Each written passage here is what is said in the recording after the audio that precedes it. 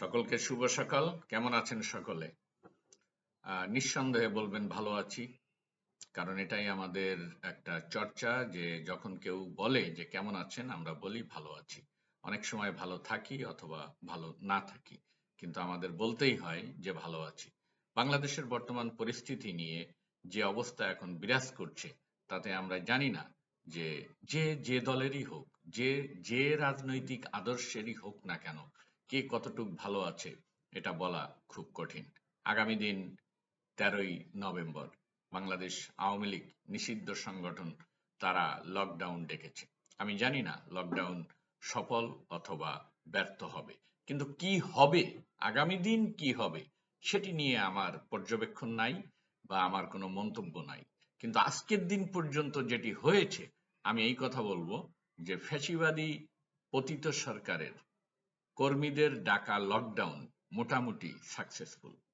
যদি আপনি প্রশ্ন করেন যে কেন, কিভাবে এটি সাকসেসফুল হলো, এখনো ১৩ই নভেম্বর আসেনি, আজকে শুধুমাত্র ১২ই নভেম্বর।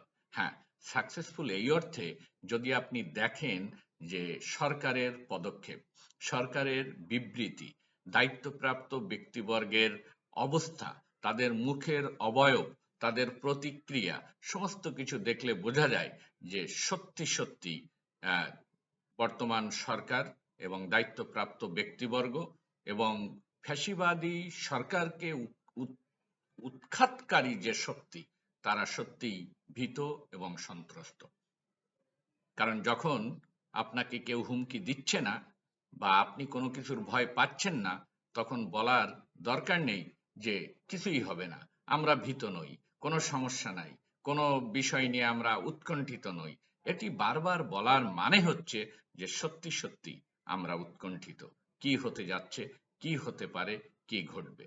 আসুন চোখ রাখি দেশের প্রতি, চোখ রাখি আইন শৃঙ্খলার প্রতি, চোখ রাখি এবং সজাগ থাকি নিজেদের প্রতি, যেন আমরা সকলেই সুস্থ, নিরাপদ এবং সুন্দরভাবে থাকতে পারি। ধন্যবাদ সকলকে।